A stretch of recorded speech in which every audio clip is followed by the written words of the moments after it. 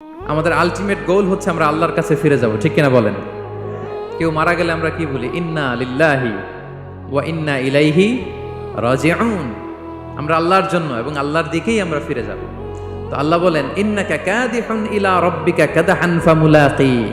হে মানুষ, তুমি তোমার রবের কাছে পৌঁছা পর্যন্ত কঠোর পরিশ্রম করতে হবে, তারপরে তুমি তোমার রবের সাক্ষাৎ পাবে। তার মানে এই দুনিয়াটা হচ্ছে পরিশ্রমের জায়গা। প্রিয় ভাইরা, এখানে পরিশ্রম না করলে সফলতার দেখা মিলে না। বাঁচতে হলে, সারভাইভ করতে হলে, টিকে থাকতে হলে আপনাকে পরিশ্রম করতে হবে। এই পৃথিবীতে কেউ কাউকে জায়গা করে দেয় না, এখানে জায়গা করে নিতে হয়, ঠিক কিনা বলেন?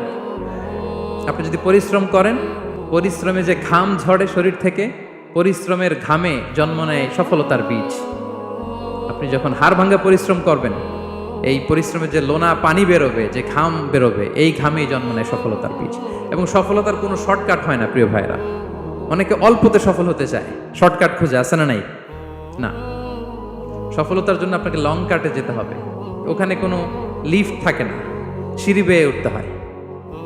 অনেকে চায় যে সফলতার লিফটে উঠবো, সুইচ চাপবো, সাকসেসফুল ইন লাইফ। না, এত সহজ না, আপনাকে সিঁড়ি বেয়ে উঠতে হবে।